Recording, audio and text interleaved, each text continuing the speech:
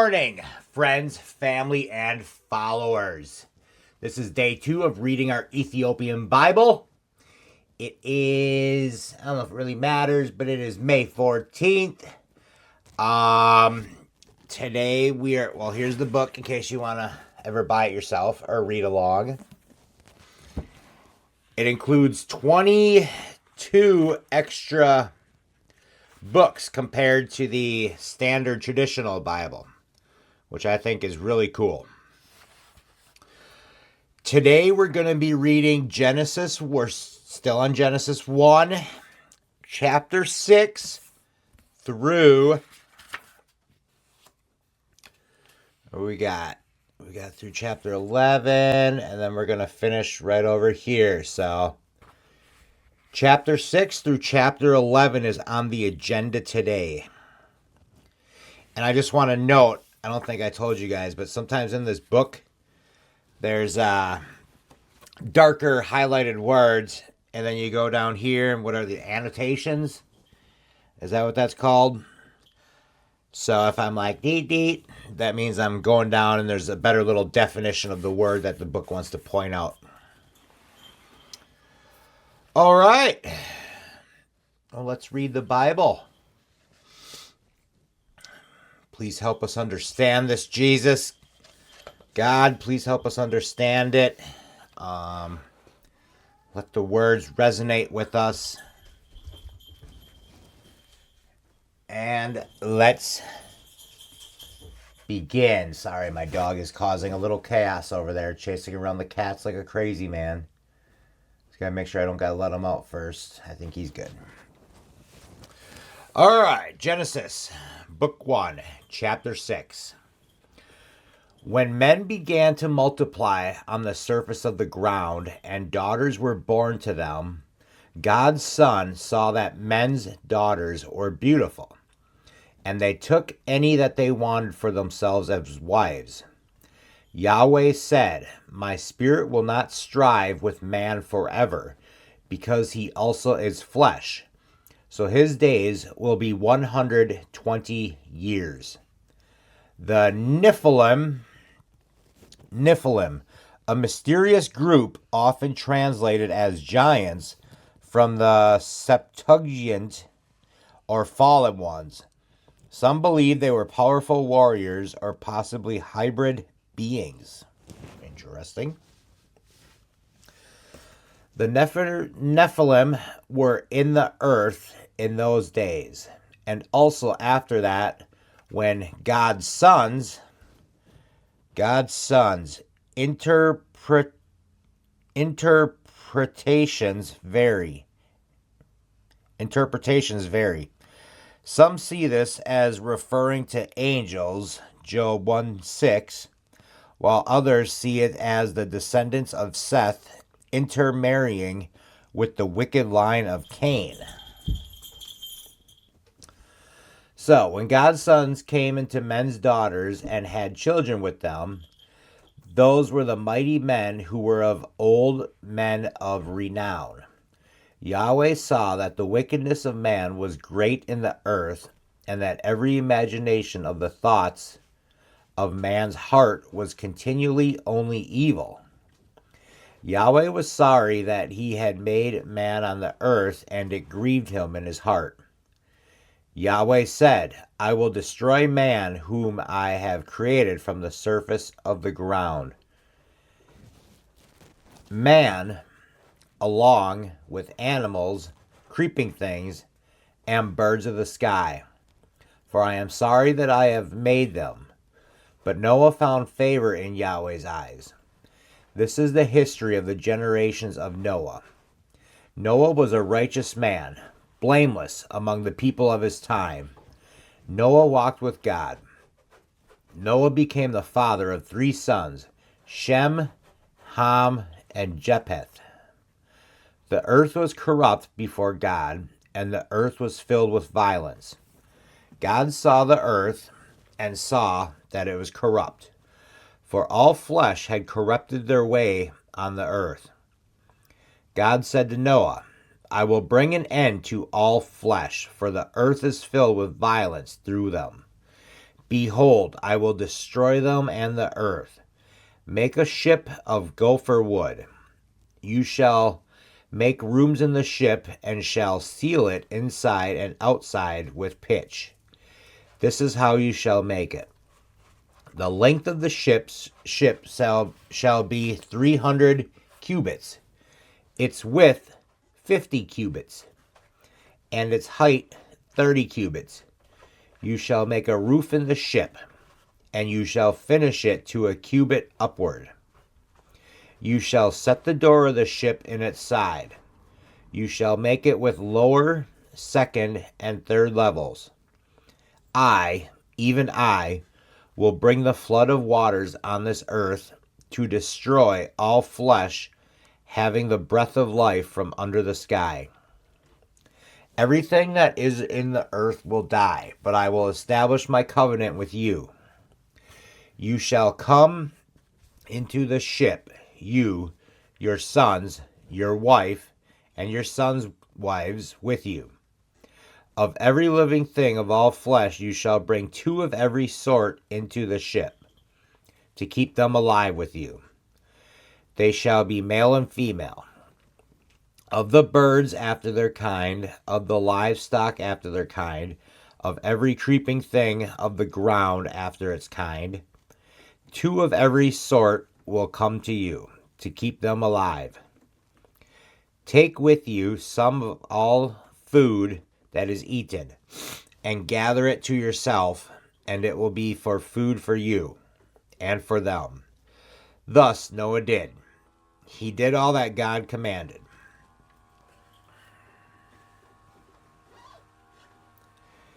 Yahweh said to Noah, Come with all of your household into this ship, for I have seen your righteousness before me in this generation. You shall take 7 pairs of every clean animal with you, the male and his female. Of the animals that are not clean, take 2, the male and the female. Also of the birds of the sky, 7 and 7, male and female, to keep seed alive on the surface of the earth. In 7 days you will cause it to rain on earth for 40 days and 40 nights. I will destroy every living thing that I have made from the surface of the ground. Noah did everything that Yahweh commanded him. Noah was 600 years old when the flood of waters came on earth. Noah went into the ship with his sons, his wife, and his sons' wives because of the flood waters. Clean animals, unclean animals, birds, and everything that creeps on the ground went by pairs to Noah into the ship, male and female, as God commanded Noah. After 7 days, the floodwaters came to the earth. In the 600th year of Noah's life, in the 2nd month, on the 17th day of the month, on that day, all the fountains of the great deep burst open, and the sky's windows opened. It rained on the earth 40 days and 40 nights. In the same day, Noah and Shem, Ham, and Japheth, the sons of Noah, and Noah's wife and the 3 wives of his sons with them, entered the ship. They, and every animal after its kind, all the livestock after their kind, every creeping thing that creeps on the earth after its kind, and every bird after its kind. Every bird of every sort, pairs from all flesh with the breath of life in them, went into the ship to Noah. Those who went in male and female of all flesh, as God commanded him. Then Yahweh shut him in. The flood was 40 days on the earth. The waters increased and lifted up the ship, and it was lifted up above the earth. The water rose and increased greatly on the earth, and the ship floated on the surface of the waters. The water rose very high on the earth. All the high mountains that were under the whole sky were covered. Excuse me. The waters rose 15 cubits higher, and the mountains were covered. All flesh died that moved on the earth, including birds, livestock, animals, every creeping thing that creeps on earth, and every man. All on the dry land, in whose nostrils was the breath of the Spirit of life, died. Every living thing that was destroyed, that was on the surface of the ground, including man, livestock, creeping things, and birds of the sky, they were destroyed from the earth. Only Noah was left, and those who were with him in the ship. The waters flooded the earth 150 days. Interesting. All right, chapter 8. Oh, my nose. I think my allergies are starting. Sorry. God remembered Noah, all the animals, and all the livestock that were with him in the ship. And God made a wind to pass over the earth. The waters subsided. The deep's fountains and the sky's windows were also stopped, and the rain from the sky was restrained. The waters continually receded from earth. After the end of 150 days, the waters receded. The ship rested in the 7th month, on the 17th day of the month, on Ararat's mountains. The waters receded continually until the 10th month. In the 10th month, on the 1st day of the month, the tops of the mountains were visible. And the end of 40 days, Noah opened the window of the ship which he had made, and he sent out the raven. It went back and forth until the waters were dried up from the earth. He himself sent out a dove to see if the waters were abated from the surface of the ground. But the dove found no place to rest her foot, and she returned into the ship to him. For the waters were on the surface of the whole earth. He put out his hand and took her and brought her to him into the ship. He waited yet another 7 days, and again he sent the dove out of the ship. The dove came back to him. Sorry, I lost where I was. There it is. The dove came back to him at evening, and behold, in her mouth was a freshly plucked olive leaf. So Noah knew that the waters were abated from the earth. He waited yet another 7 days and sent out the dove, and she didn't return to him anymore. In the 601st year, in the 1st month, the 1st day of the month, the waters were dried up from the earth. Noah removed the covering of the ship and looked. He saw that the surface of the ground was dry. In the 2nd month, on the 27th day of the month, the earth was dry. God spoke to Noah, saying, "Go out of the ship, you, your wife, your sons, and your sons' wives with you. Bring out with you every living thing that is with you, all of flesh, including birds, livestock, and every creeping thing that creeps on earth, that they may breed abundantly in the earth and be fruitful and multiply on the earth." Noah went out with his sons, his wife, and his wives with him, and his sons' wives with him. Every animal, every creeping thing, and every bird, whatever moves on the earth, after their families, went out of the ship. Noah built an altar to Yahweh, and took of every clean animal and every clean bird, and offered burnt offerings on the altar. Yahweh smelled the pleasant aroma. Yahweh said in his heart, "I will not again curse the ground any more for man's sake, because the imagination of man's heart is evil from his youth. I will never again strike every living thing as I have done. While the earth remains, seed time and harvest, and cold and heat, and summer and winter, and day and night will not cease." Charlie, leave the kitty. Get down. Charlie.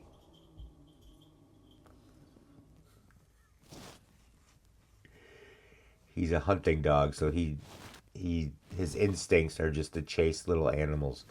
And he chases the cat around. I gotta tell him to get off, but he's so reluctant. He doesn't want to. Good boy. Be nice to the kitty. All right, chapter 9. God blessed Noah and his sons and said to them, "Be fruitful, multiply, and replenish the earth. The fear of you and dread of you will be on every animal of the earth and on every bird of the sky. Everything that moves along the ground and all the fish of the sea are delivered into your hand. Every moving thing that lives will be food for you. As I gave you the green herb, I have given everything to you. But flesh with its life, that is, its blood, you shall not eat. I will surely require accounting for your life's blood. At the hand of every animal I will require it. At the hand of man, even at the hand of every man's brother, I will require the life of man. Whoever sheds man's blood, his blood will be shed by man. For God made man in his own image. Be fruitful and multiply. Increase abundantly in the earth and multiply in it." God spoke to Noah and to his sons with him, saying, "As for me, behold, I establish my covenant with you and with your offspring after you, and with every living creature that is with you, the birds, the livestock, and every animal of the earth with you. Of all that go out of the ship, even every animal of the earth, I will establish my covenant with you. All flesh will not be cut off any more by the waters of the flood. There will never again be a flood to destroy the earth." God said, "This is the token of the covenant which I make between me and you and every living creature that is with you for perpetual generations. I set my rainbow in the cloud, and it will be a sign of covenant between me and the earth. When I bring a cloud over the earth, that the rainbow will be seen in the cloud, I will remember my covenant, which is between me and you and every living creature of all flesh, and the waters will no more become a flood to destroy all flesh. The rainbow will be in the cloud. I will look at it, that I may remember the everlasting covenant between God and every living creature of all flesh that is on the earth." God said to Noah, "This is the token of the covenant which I have established between me and all flesh that is on earth." The sons of Noah who went up from the ship were Shem, Ham, and Japheth. Ham is the father of Canaan. These three were the sons of Noah, and from these the whole earth was populated. Noah began to be a farmer and planted a vineyard. He drank of the wine and got drunk. He was uncovered within his tent. Ham, the father of Canaan, saw the nakedness of his father and told his two brothers outside, Shem and Japheth, took a garment and laid it on both their shoulders, went in backwards, and covered the nakedness of their father. Their faces were backwards, and they didn't see their father's nakedness. Noah awoke from his wine and knew what his youngest son had done to him. He said, "Canaan is cursed. He will be a servant of servants to his brothers." He said, "Blessed be Yahweh, the God of Shem. Let Canaan be his servant. May God enlarge Japheth. Let him dwell in the tents of Shem. Let Canaan be his servant." Noah lived 350 years after the flood. All the days of Noah were 950 years, and then he died. Time out, quick little sip of water.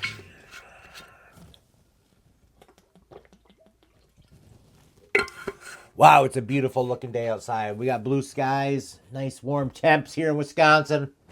This is amazing. Thank you, God. Thank you, Yahweh, for the beautiful day and for waking us up. Chapter 10. Now, this is the history of the generations of the sons of Noah and Shem, Ham, and Japheth. Sons were born to them after the flood.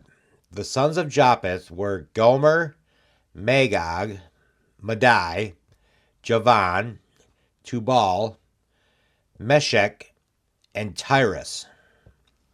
The sons of Gomer were Ashkenaz, Rippoth, and Togarmah. The sons of Javan were Elisha, Tarshish, Kittim, and Dadanim. Of those were the islands of the nations divided in their lands, everyone after his language, after their families, in their nations. The sons of Ham were Cush, Mizraim, Put, and Canaan. The sons of Cush were Seba, Havilah, Sabta, Ramah, and Sabteka. The sons of Ramah were Sheba and Dedan. Cush became the father of Nimrod. Nimrod, a legendary king and hunter, also associated with the founding of Babylon and Nineveh.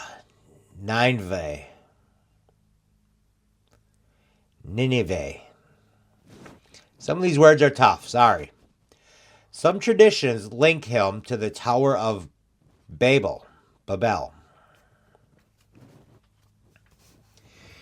He began to be a mighty one in the earth. He was a mighty hunter before Yahweh. Mighty hunter before Yahweh. This could mean he was a powerful leader, though some interpretations suggest he opposed God. Therefore, it is said, like Nimrod, a mighty hunter became Yahweh. The beginning of his kingdom was Babel, Erech, Akkad, and Calneh, in the land of Shinar. Out of that land he went into Assyria and built Nineveh, Rehoboth, Ir. What does IR mean? Anyways, Kala and Rezin between Nineveh and the great city of Kala. Mizraim became the father of Ludim, Anamim, Lehabim, Naphathuhim, Pathruzim, Kalushim, which the Palestines descended from, and Capthorim. Canaan became the father of Sidon, his firstborn, Heth, the Jebusites, the Amorites, and the Girgashites, the Hivites, the Arkites, the Sinites, and Arvites, the Zemarites, and the Hamithes. Afterward, the families of the Canaanites were spread abroad. The broader of the Canaanites was from Sidon, as you go toward Gerar, to Gaza, as you would go toward Sodom, Gomorrah, Admah, and Zeboim, to Lasha. These were the sons of Ham. After their families, according to their language in their lands and their nations. Children were also born to Shem, the elder brother of Japheth, the father of all children of Eber. The sons of Shem were Elam, Esher, Arpachshad, Lud, and Aram. The sons of Aram were Uz, Hul, Gether, and Mash. Arpachshad became the father of Shelah. Shelah became the father of Eber. To Eber were born two sons. The name of one was Peleg, for in his days the earth was divided. His brother name was Joktan. Joktan became the father of Almadad, Shelep, Hazmareth, Jerah, Hedoram, Uzal, Diklah, Obal, Abimal, Sheba, Ophir, Havilah, and Jobab. All these were the sons of Joktan. Their dwelling extended from Mesha as you go towards Sephir, the mountain of the east. These are the sons of Shem by their families according to their language, lands, and nations. These are the families of the sons of Noah by their generations according to their nations. The nations divided from these in the earth after the flood. All right, chapter 11, final one for the day. The whole earth was of one language and of one speech. As they traveled east, they found a plain in the land of Shinar, and they lived there. They said to one another, "Come, let's make bricks and burn them thoroughly." They had brick for stone, and they used tar for mortar. They said, "Come, let's build ourselves a city and a tower whose top reaches the sky. And let's make a name for ourselves, lest we be scattered abroad on the surface of the whole earth." Yahweh came down to see the city and the tower which the children of men built. Yahweh said, "Behold, they are one people, and they all have one language, and this is why they begin to do.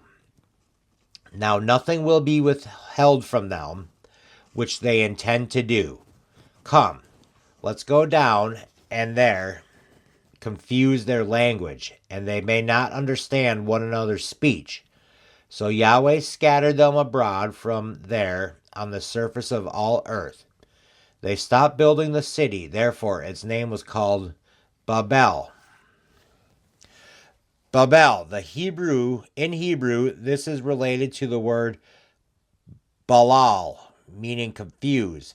It later becomes Babylon, a city often associated with opposition to God in the Bible. Because there, Yahweh confused the language. This explains the origin of different languages and symbolizes human pride leading to division of all the earth. From there, Yahweh scattered them abroad on the surface of all earth.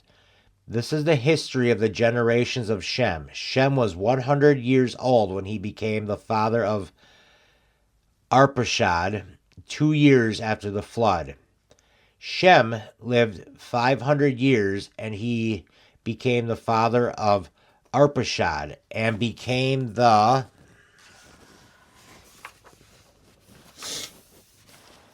father of more sons and daughters. Arpachshad lived 35 years and became the father of Shelah. Arpachshad lived 403 years after he became the father of Shelah and became the father of more sons and daughters. Shelah lived 30 years and became the father of Eber. Shelah lived 400 years after he became the father of Eber and became the father of more sons and daughters. Eber lived 34 years and became the father of Peleg. Eber lived 430 years after he became the father of Peleg and became the father of more sons and daughters. Peleg lived 30 years and became the father of Reu. Peleg lived 209 years after he became the father of Reu and became the father of more sons and daughters. Reu lived 32 years and became the father of Serug. Reu lived 270 years after he became the father of Serug and became the father of more sons and daughters.